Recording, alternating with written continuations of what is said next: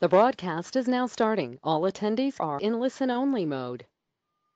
Hello, my name is Jeff Jordan, and I want to welcome you to this webinar on getting the most out of the 2019 National Postal Forum. This is a webinar in one in a series of webinars presented in conjunction with the National Postal Forum. The next National Postal Forum is scheduled for May 5th through the 8th, 2019 at the Indianapolis Convention Center in Indianapolis, Indiana.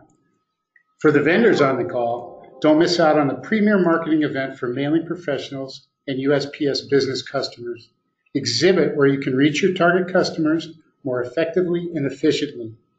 Booth spaces are assigned on a first-come, first-served basis, so act quickly. Go to the NPF website for the latest information at www.npf.org. If you have any questions during the webinar, please use the dialog box that appears on the GoToWebinar controls. Also, we'll leave plenty of time at the end of the webinar for additional questions. In addition to covering the prepared remarks, we'll answer as many of those questions as time allows, so let's get started. Joining me today is Mark Fallon, President and CEO of the Berkshire Company, and a special guest, Lois Ritterossi from High Rock Strategies. Lois, I know you've attended and even presented at dozens of conferences in the print industry, but I understand this is your first NPF, correct? Jeff, thanks. Yes, it is. It will be my first National Postal Forum. I'm really excited to learn more about the forum, and I'm thrilled to have you and Mark with your expertise to be my guides this year to get the most out of the conference. Well, we're excited to have you join us in Indianapolis. It's going to be a wonderful week. Mark, what will we cover in today's webinar? Well, Jeff, first, as you said, Lois, great to have you on the webinar, and we're very excited to have you join us in Indianapolis at the NPF. Jeff, we're going to talk about the whys and whos regarding NPF, who should go and who should attend. Then we'll talk about how to plan and schedule your time at the forum. We'll have a little discussion about the courses that are offered and how you choose the best courses for you, how to maximize your time at the exhibit hall, and with some points specifically directed to vendors who may be showing at the NPF. And since trade shows aren't all about work, we're going to cover networking and social events. Lastly, we'll cover the special events taking place at this year's National Postal Forum, including the locations. This year, attendees will really be able to see a lot of the host city, Indianapolis. Well, Mark, what are some of the reasons we should even think about attending the NPF? Jeff, the NPF provides the best opportunity for face-to-face time with vendors in more than one vendor. Nothing can replace seeing a product, touching it, and then talking to the vendor about it. At the exhibit hall, you can then go down the aisle and see a competitor just 3 booths away. So you can compare products and services all within a few minutes. The information is fresh in your mind, and you can easily compare apples to apples. The NPF also offers some of the best educational sessions available. You'll be learning from fellow managers and subject matter experts, people who have actually used the tools and techniques they're talking about. When you ask questions, they're not some professor with abstract ideas, but a fellow professional with real-world experience. And whether you've been in the business 2 years or 20 years, there's still a lot left to know. Also, we've all been asked to do more with less every single year and consistently taking on new responsibilities. While today many of our listeners may only handle first-class domestic manual, what will tomorrow bring? Do you understand how informed delivery, informed visibility, and augmented reality can combine into one mail campaign? Do you know what parcel insurance is? How to minimize your risk and expenses? You can use the trade shows to learn more about trends and technologies you have never used before. Or, as the man who started it all, Ben Franklin, would say, look before or you'll find yourself behind. So, who should consider attending the National Postal Forum? I've broken it down into various categories, and the first is executives. That's right, the people who manage the managers. There are many changes taking place in the industry, and they need to be just as aware as their frontline employees.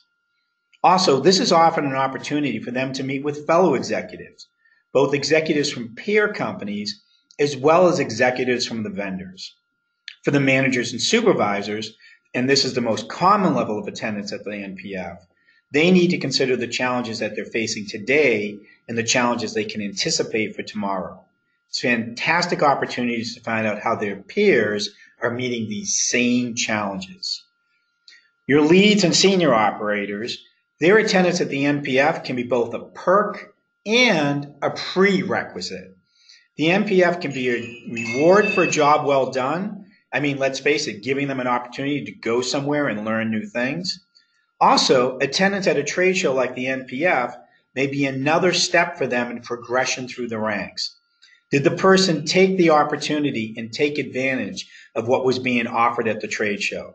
Did they show maturity and responsibility while at the NPF? It's a suitable place for both education and evaluation. Lastly, purchasing and procurement should consider attending. They usually support several areas and departments. The NPF can give them a better view into what's happening in this very varied industry. Also, it's usually a fantastic opportunity to work on pending deals, as vendors will usually have people from senior management available to discuss terms and conditions. And as consultants, we've actually negotiated contracts on side sessions with vendors at the NPF. Okay, we've established the reasons for attending the NPF. Let's move on to the actual show. First, what are your recommendations on how to schedule your time for the conference? Well, I want to make sure that I give credit where credit is due. And the formula on the slide comes from Paul Belbastro, who has been my mentor and friend for many years now. And he has a time management technique that's great for getting the most out of a conference. He calls it the 30-30-30-10 rule. Paul says you should spend 30% of your time attending classes. Remember, you're at the NPF to acquire and bring back information. The courses offered are an opportunity to directly receive the information. Next, spend 30% of your time in the exhibit hall. You need to learn what the vendors are offering and what industry trends are taking place. And just as importantly, you need to ask and learn what they'll be offering in the near future. You should be spending 30% of your time networking. Who are the other attendees? What can you learn from them? Or how can you help them? We're going to be talking about this a little bit more in a bit. Networking isn't just about getting information, it's also about giving assistance to our peers. And lastly, take at least 10% of your time to enjoy the host city. When is the next time you're going to be able to visit Indianapolis? I made a visit a few weeks ago to Indy, and it's a great city. Most of the museums and restaurants are within walking distance of the hotels. The Canal Walk, the Cultural Trail, and the River Trail are all just fantastic. Mark, many of the large trade shows and conferences now have smartphone apps to really help attendees maximize their time and network at the show. Will the Postal Forum have one? Lois, great point. Yes, there will be an NPF app. It will provide information on courses, downloads, events, and the exhibit hall. There will even be special activities with prizes that will be part of the app. Attendees will receive an email about 2 weeks before the NPF with instructions on how to download the app. Well, there are over 100 different classes at the NPF. How do we select the courses to attend? Well, first, what information do you need right now? Look for the courses that have that information. Early on, we talked about projects that you might have ongoing or goals that you need to have addressed. Look at the courses and find out about an updated technology. For example, there might be a class on how to integrate social media in marketing mail, or it may be a class about the new regulations impacting you or your company. It could be industry trends like changing sourcing agreements. What's the information you need? And now, after you've selected those courses, now go look for topics that may not be something you need at the moment, but are interesting to you. It may be about website planning, not something you need today, but something you want to learn more about. It could be about leadership. It could be about any topic at all. There are over, as you said, Jeff, 100 sessions. Look through the whole catalog, not just your one area. Take the opportunity to expand your knowledge and learn something new. And lastly, look at the speakers. There are speakers I look forward to hearing regardless of the topic. The NPF is just coming up in a few weeks, and when I'm there, I try to take a class by Wes Friesen, Jim Burns, Betsy Shortell, Pat Ring, and Sean Joyce. I just enjoy their presentation style and can learn from them in so many areas, whatever the class is about. And I know there are people who have other favorite speakers, and you can be just as motivated and inspired by those people just by being in their presence. Pick out a good speaker and go listen and have fun. To help you select the right tracks for your role, the NPF has divided the courses into 5 different tracks. E-commerce, steps to shipping success.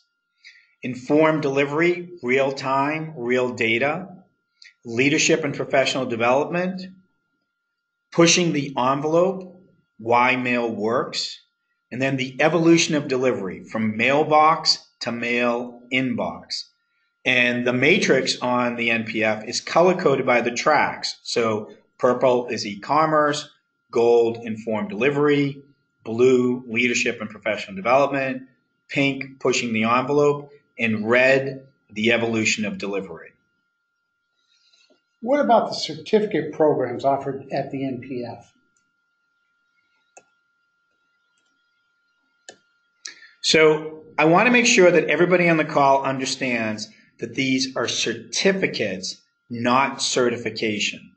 Certificates are presented for attendance, while certification involves much more, an application process, proof of knowledge, and an exam, and are more difficult.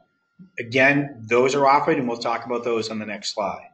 But certificates are good, and I like the way they've been introduced in this industry. Certificates are evidence. They're evidence of attendance. They're proof that the person actually showed up for the classes. This is important with trade shows because often your manager, whoever you report to, may not be that enlightened. They may see the trade show as, well, we'll call it a boondoggle. This is an opportunity for you to get out of the office and have fun. Well, the certificate is evidence that the person went to the courses and wasn't just hanging out at the pool or going to some other attraction. Certificates are also evidence of commitment. You don't get a certificate for attending just one course. You're usually required to attend a set number of courses. So that demonstrates the individual is willing to take the extra step in furthering their education. Certificates are also evidence of awareness. They're usually given for certain tracks, social media, management, industry knowledge, whatever. The person attains a certificate is showing that they have taken the steps to remain up to date with the topics and areas that have the biggest impact on their organization in their personal professional development. It's a great chance to show you, your boss, and by the way, your employees, your willingness to take the extra step. At the NPF, there's multiple levels of certificates.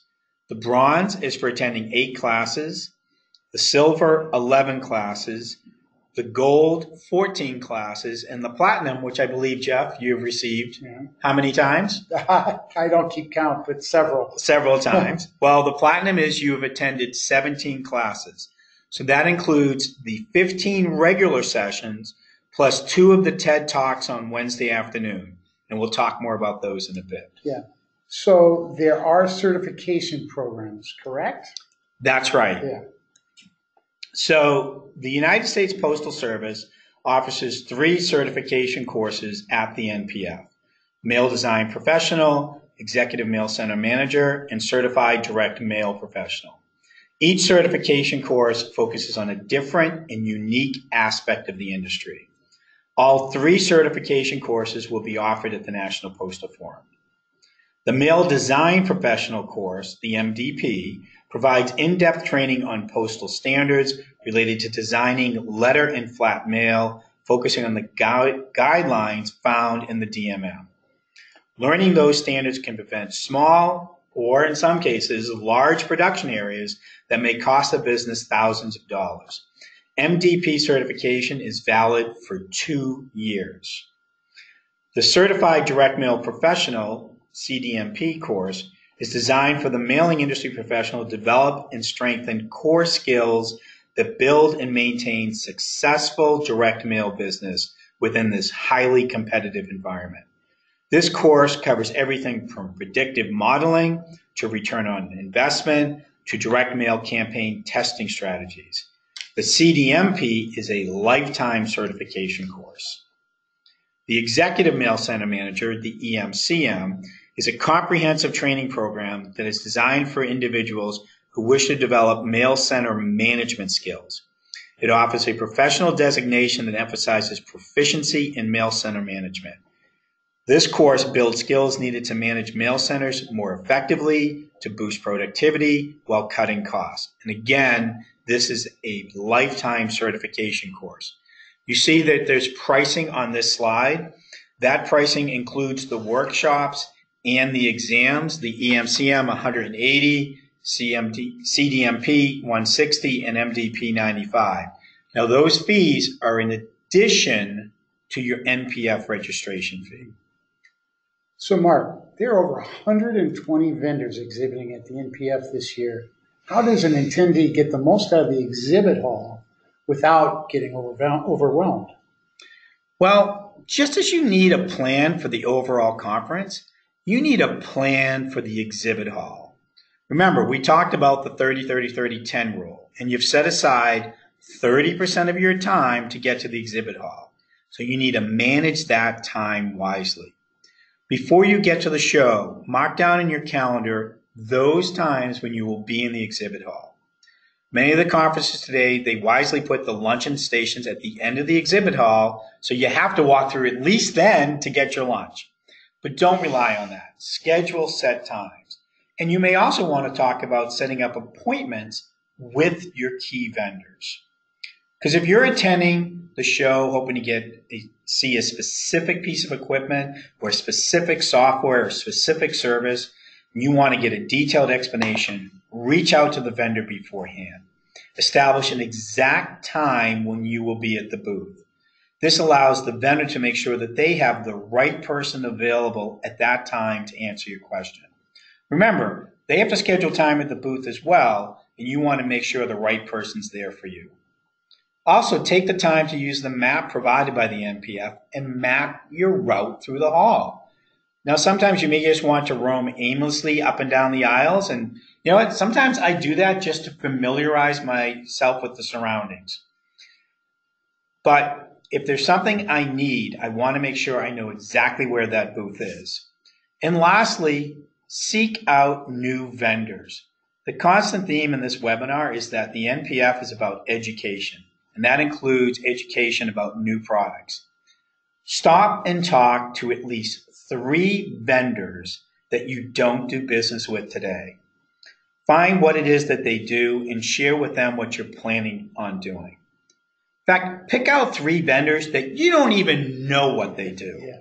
If you go by and you see a vendor name and it doesn't look familiar, stop and talk to the salesperson. Trust me, they're there to meet new people. They're there to meet you, but you have to be there to make that happen.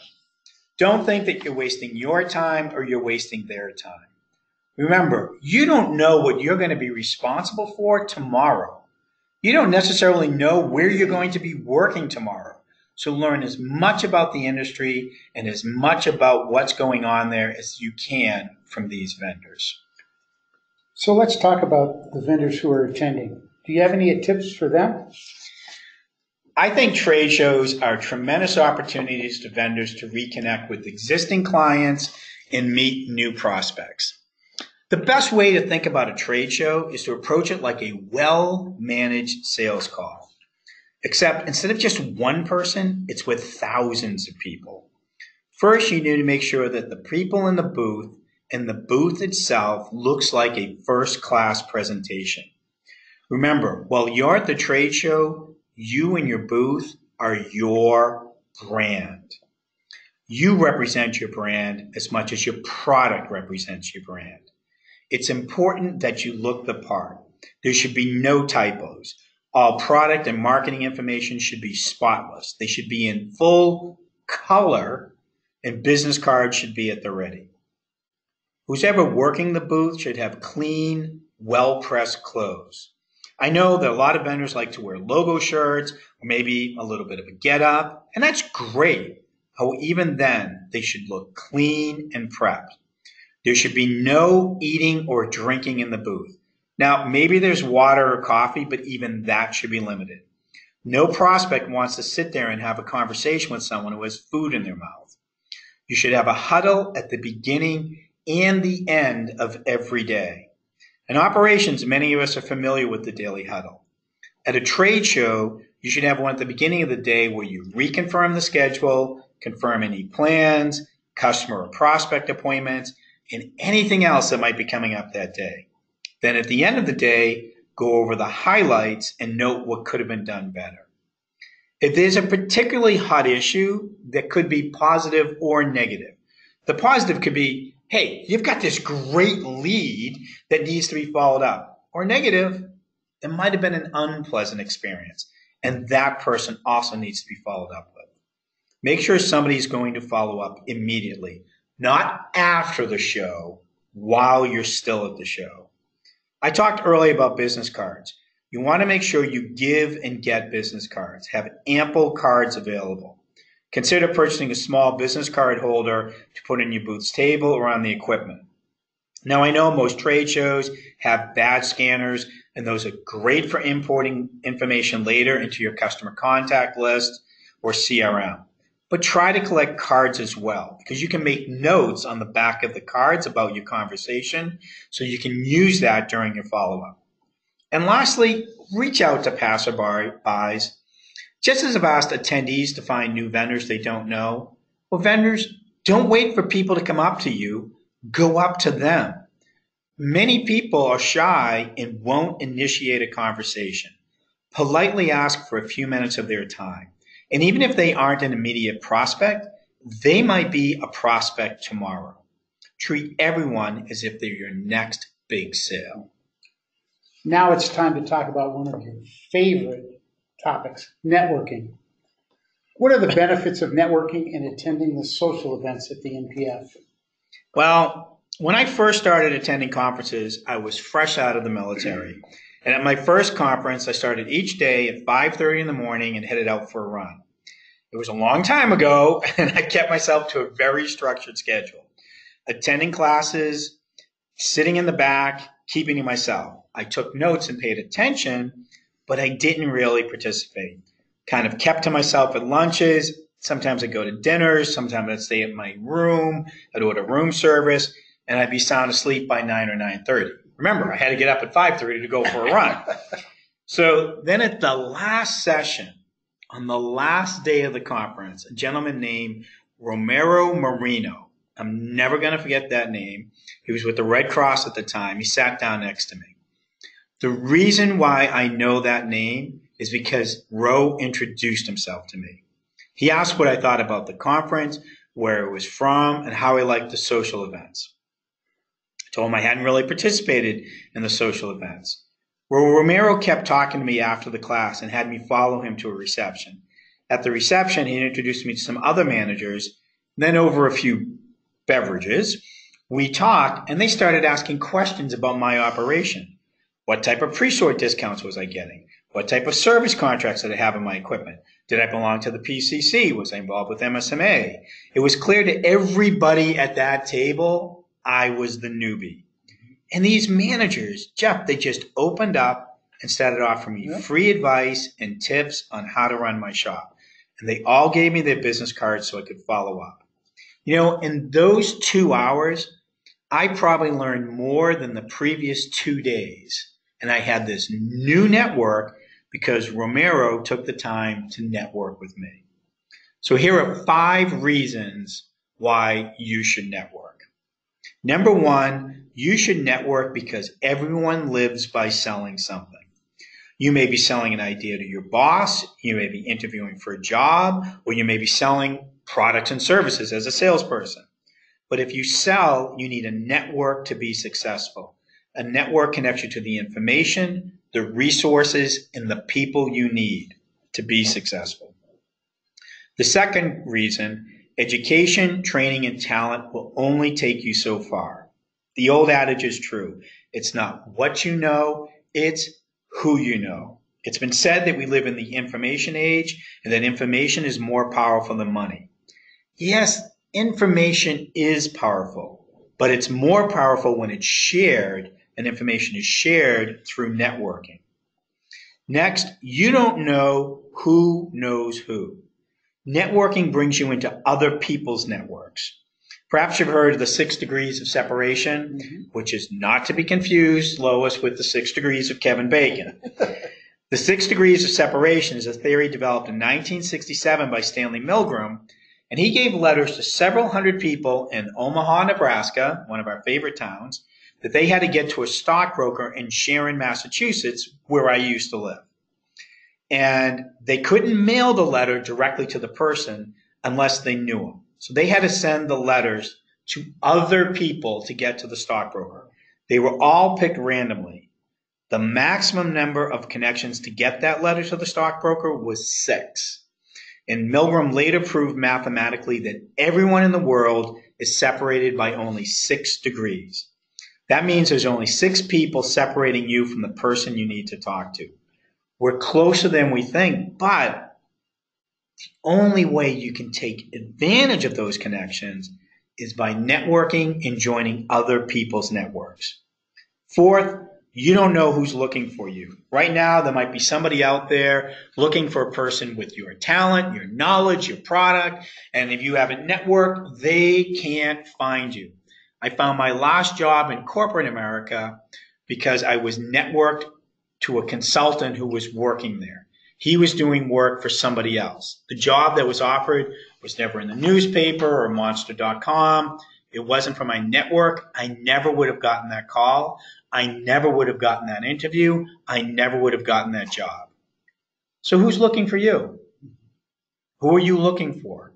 You'll only find them by networking. And lastly, you know what? People are just interesting as people, especially in this industry. But first, you have to get to know them. It isn't just about business, folks. It isn't just about getting. It's about connecting with people of similar interests and concerns. If you network, you may find someone who shares your sense of humor, your hobby, your interests, and they may even laugh at the same jokes. Mark, networking is tough for a lot of people. Can you give us more tips? So when you attend classes at the NPF, remember that people like to meet upbeat people. If you display an attitude of confidence and resolve, people will be drawn to that. Watch what happens in any room. People are drawn to the people who look like they belong, who look like they're actually happy to be there. You know, you don't go up to people what I call the Eeyore syndrome. Do you remember Eeyore, the gray monkey from Winnie the Pooh? He was always in a gloomy mood. No matter who came up to him, no matter what they said, his response was always, "Oh, well." That's not the people who want to hang out with. You want around people who are upbeat and confident, people who know what they want. Remember, I'm talking about confidence and resolve, not egotism and overbearing. When you are talking to people, look them in the eye. And most importantly, do that while they're talking to you. Don't be looking around the room for someone else to talk to. Don't be checking out the line at the hors d'oeuvre table. Don't be looking at your phone. Pay attention to the person you talk to. Give them visual signals that show that you're listening. Nod your head when they say something you agree with. Smile when they say something humorous. Even if it's not that funny, right? Still smile. Let them know that you have their attention. You know, look for ways that you're similar, not different. For example, everybody has something in common. We all work in mail, right? We can start right there, folks. We all work in mail. It's so much easier. You know, make sure that you talk to people and acknowledge that you relate. And if they mention the Eeyore story, let them know you love Winnie the Pooh, because I know all the listeners here love Winnie the Pooh, and ask them who their favorite character is. You want to make sure you talk with them and find out what's similar, not different. Years ago, I met Rod Waltz, and Jeff, you know Rod. Oh, yes. He invented one of the first automated certified mailers and was a speaker at MPF for many years. Rod told me that to be remembered, be interested, not interesting. Don't try to impress people with stories of your own achievements. Don't try and show how smart you are, how interesting you are. Let the other person have the spotlight and show an interest in what they're talking about. Be the audience for a while. And your mother and my mother were right. Politeness counts. Show respect to the person you talk to. I'm sorry, sir and ma'am are still appropriate when you don't know the other person, regardless of their age. Don't use off-color language. Don't tell risque jokes when you're first meeting people. Never put anybody down, any person, any race, any religion, any nationality. You don't know the history of the person you're talking to. You don't know who you might offend. And by the way, this isn't political correctness. This is politeness. Be a gentleman, be a lady. And remember that meeting people is only the first step in networking. It's the seed you plant, and you need to cultivate the seeds in your garden that's your network in order for it to grow. You have to follow up. So after the National Postal Forum, you might want to follow up with email, but I'm going to suggest something really radical here, folks. Maybe a letter, maybe even a handwritten letter with a stamp on it to somebody you met at the National Postal Forum might be an appropriate way to follow up. It'll certainly get read. So, Mark, not everyone has business cards to hand out. What would you recommend for those folks? Well, there's no excuse today. Everybody should have them. If your company doesn't provide them for you, you need to get your own. And if your company doesn't allow them, you may need to make it personal, because having company information on a non-approved card could get you into trouble. The first step is to obtain a personal email address. I know most people have one, but I know some folks still don't. So it could be through your internet provider, a cloud service like Hotmail or Gmail, but get your own personal email address. Design a card. Make it simple and clean. Your name, your address, and email address. Believe it or not, that's all you need. There are templates online and built in for most word processing programs, and you can print or order these cards. All major office supply vendors offer online business cards, or they sell blank business cards that can be fed through inkjet printers or laser printers, whatever it is that you own. For a minimal investment, you can have cards printed at a local printer or an online vendor. Bring cards. In fact, bring extra cards. You may have to pack them up at the end of the trip, but it's better to have too many than to run out.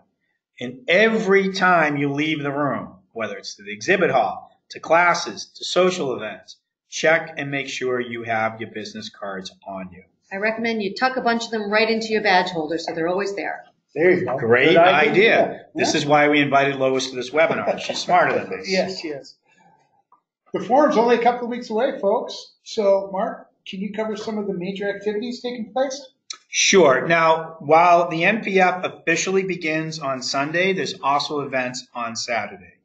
As you know, we're helping kick off the NPF a day early by sponsoring a Habitat for Humanity build. Along with 30 volunteers, we'll spend the day supporting Habitat for Humanity of the Indianapolis area. Thanks to early volunteers, we have assigned our first team of 15 helpers to work on the build. They will help construct a home for a deserving family who cannot find affordable options, but they desire the stability and independence that starts with having a safe place to live. The other 15 volunteers will help support the Indianapolis Restore. This is a home improvement thrift store that sells donated new and gently used merchandise to the general public. There are still slots open for the Restore. So you can volunteer by registering online when registering for the NPF. There's a $25 non-refundable fee to participate. All the fees collected will be donated to the Habitat for Humanity of Greater Indianapolis. Round-trip transportation and lunch will be provided by the NPF. If you prefer golfing, You'll want to gather your foursome or come solo for an 11 a.m. shotgun start on Saturday at the acclaimed Eagle Creek Golf Club. This is just a short drive from downtown Indianapolis. You can experience one of the Midwest's premier public facilities, offering 36 holes of the Pete Dye Championship Golf. Don't know what that means, but I'm sure the golfers on the phone do. Discover the essence of pure golf as you play through the beauty of a natural parkland setting that incorporates numerous nature areas, wetlands, animal habitats, and rolling terrain. Green fees per golfer are $75. Oh, and by the way, a portion of those proceeds will also be donated to Habitat for Humanity. That's fantastic. As we discussed earlier, classes begin at 9 on Sunday, with classes going through Wednesday afternoon. Now, also on Sunday are important gatherings in the junior ballroom at the convention center. Starting at 8:30 is the national meeting of the Area's Inspiring Male, which will be led by Dave Williams, the COO of the U.S. Postal Service. You want to stay in the junior ballroom for the Postal Customer Council opening session starting at 10:15. A panel led by members of the PCC Advisory Committee will address major trends impacting PCCs and their members. The opening session will be followed by a very special version of the PCC Boot Camp, providing PCC board members with tools to be even more successful. On Sunday evening is the Area's reception, and this is going to take place at the JW Marriott. It's a terrific opportunity to meet up folks from your district and your area. On Monday morning, Postmaster General Megan Brennan will kick off the keynote address at 8 o'clock. The PMG's address will take place at the JW Marriott Hotel, which is diagonally across the street from the convention center. When Megan finishes, the exhibit hall will open immediately afterwards with dedicated time to meet with the vendors. There are events every evening. Monday evening is the PCC reception. This year, the reception takes place at the beautiful Indiana State Museum. The museum is just a few blocks away from the hotel, located on the Indianapolis Cultural Trail. Tuesday morning kicks off with the general session, also at the JW Marriott. The Chief Customer and Marketing Officer, Jackie Strayko, will lead a discussion among industry groundbreakers on the way physical mail still fits in the ever-changing world of media. Tuesday afternoon is the exhibitors reception, taking place right in the exhibit hall. It begins at 5 o'clock p.m. On Wednesday at noon is the Partnership Recognition Luncheon at the JW Marriott. In addition to recognizing NPF sponsors and partners, the NPF will have a special speaker, Molly Fletcher. Molly shares the unconventional techniques that helped her thrive as one of the first female sports agents in the high-stakes, big ego world of professional sports. She's hailed as the female Jerry Maguire by CNN and has successfully negotiated over $500 million in contracts for hundreds of the sport's biggest names, including Hall of Fame pitcher John Smoltz, PGA Tour golfer Matt Kuchar, and broadcaster Erin Andrews. Molly shares her proven approach to negotiating in her company's Game Changer negotiation training workshops. And she's going to teach people how to close more deals faster while strengthening the relationship. Now, this time, the NPF, Wednesday afternoon, is going to be something very special. NPF attendees will experience exceptional TED speakers sharing thought-provoking anecdotes that scan the horizon for innovation, invention, and inspiration. Don't miss this exclusive event. This is a once-in-a-lifetime opportunity for many people to go to an actual TED event. Remember, you must attend at least 2 TED Talks to achieve your platinum certificate. And to cap it off, on Wednesday evening, from 7 p.m. to 10 p.m., we'll celebrate the 2019 NPF at the Dallara Indy Car Factory, where the secrets of design and implementation of a modern Indy car are revealed. The evening will include transportation to and from the car factory, entertainment, appetizers, and lively refreshments. It's a win-win for all NPF fans. Wow. So Lois, how does the NPF compare to other conferences you've attended? Well, it looks like an action-packed week. I'm really grateful you guys have shared all the information about the major events and the agenda so I can really plan my time accordingly. Wonderful. Well, as an industry veteran, what tips do you want to share with other first-timers? Well, I find it's really important to plan out my day. Mark's really gone over the highlights of the major events, but with over 100 classes being offered, I want to encourage everyone to take the time to read the descriptions on the NPF website so you can really get the most value and plan which vendors you need to visit, which classes you want to take, and then also to have some open time, whether it's to rest, take advantage of an accident like meeting and making a new friend, and getting an encouragement to maybe go to a class that you weren't planning to attend.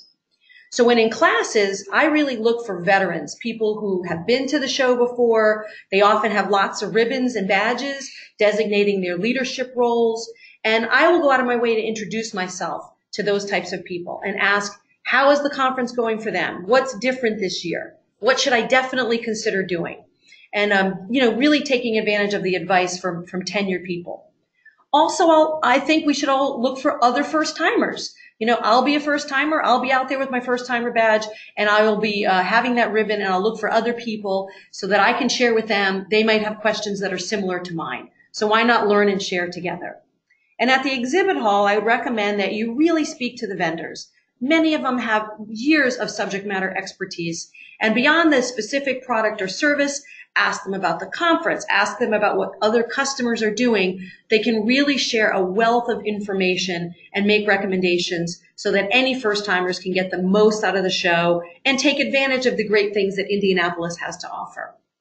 Lastly, when going to classes and attending sessions, really, engage with the speakers. They're there because they want to share their knowledge and information.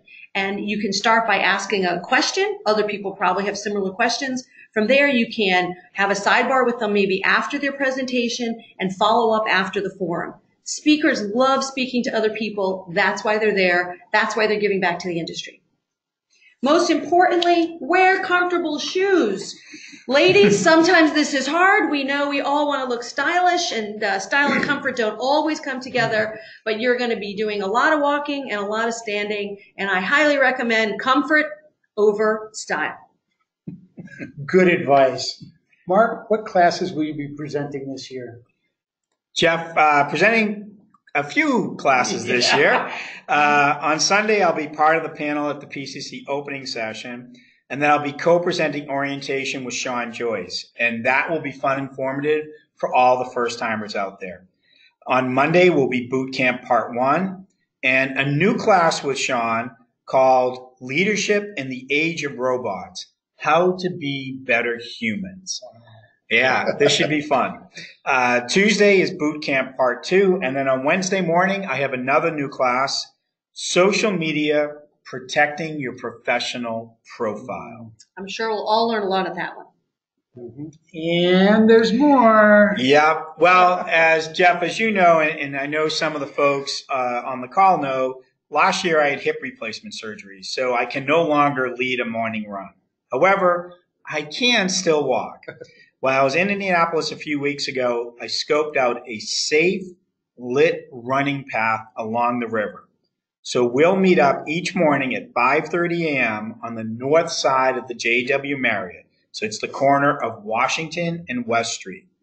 And if the runners head out for a 5K, while the walkers turn around for 2 miles, we'll all complete pretty close to the same time. This is not a race, right? This is time to be with other folks who like to walk, who like to run, and it's just a terrific way to start the day. Well, we've talked about why to attend, how to select courses, how to schedule our time, and about networking. But what are the types of things we should do to make sure we are capitalizing on what we've learned? Jeff, great question. Getting the most out of a trade show, especially one like the NPF, doesn't stop when it's over. In fact, you really get the most out of a show when you get back to your office and you start taking action. So first, write a report. A report demonstrates that this show was about business and it was a worthwhile investment for your company. Share the course handouts, right? The Postal Forum now has it. You can download all of the handouts. So share those with other people, with your peers, your employees. You know what? You may want to have a working lunch where you share your knowledge with the handouts. You know, you definitely, we talked earlier about following up with people. Put time on your schedule now, the week after the NPF, that you will dedicate time to following up with those folks. You need to have a plan to do that. Remember, drop them an email, or if you really like them, write them a letter. Now, our report is a Berkshire Company blog post that we will have up on the Tuesday after the NPF, where we'll give our report on the NPF. We don't just make recommendations, we follow our own recommendations. So, Mr. Fallon, ever since I've known you, you've had a checklist for every major activity, some minor ones too. Do you have one for getting the most out of the NPF? Jeff, you know me better than most people in my family. As I said, you know, I've been attending trade shows for over 25 years, and I've been speaking at local and national shows for just as long. Events have changed a lot, and most of those changes are good.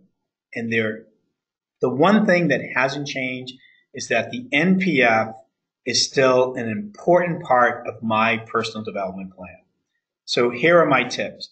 First, have a plan. We've talked about a lot of different plans on this webinar, but to get the most, you need to prepare a plan and prepare to execute that plan. At the same time, be flexible. I know that sounds contradictory. I'm a consultant. I'm allowed to do that. But as Lois said, you might meet somebody new, or you might find something on the schedule after you get to the show. Be prepared to adjust what you plan to do while at the show and still get the most out of this opportunity. One more time, business cards, business cards, business cards. Give them away, get new ones. Like Lois said, wear comfortable shoes. You'll be walking a lot. Make sure you have the right shoes on your feet. And that's true for men too, right? It's men and women. So make sure you're comfortable. And unless you have an urgent need for an online meeting, leave your laptop in the room. You don't want to be lugging that from class to class, booth to booth, right, while you're walking around. Next, watch your health. You're staying at hotels. You're going to dinners. There's a lot of events. Make sure you get enough sleep, you drink enough water, and at least once a day, eat healthy food. Now, it's a trade show. There's a lot of work, and you should also enjoy yourself. Remember, 10%. Enjoy the host city, but with moderation. There are a lot of social events, and in many of those events, alcohol is served. Make sure that you moderate your consumption. Also, watch out for the people around you. Watch out for each other. Make sure that they're taken care of, right? You can have a good time and still watch out for each other. Okay, we're almost out of time. Let me check to see if we have any questions. And we don't have any questions. So, Mark, thank you very much for the information you shared with us today. I would also like to thank our special guest, Lois Federasi, and our listeners. If you'd like any additional information, please visit our website at www.berkshire-company.com. Mark, any final comments? Well, I want to thank everybody for taking the time to attend this webinar. We'll soon be sending out an email with a link to the recording as well as a link to the handouts. And most importantly, I really look forward to meeting all of you and networking with you at the National Postal Forum in Indianapolis. Thank you and have a great day.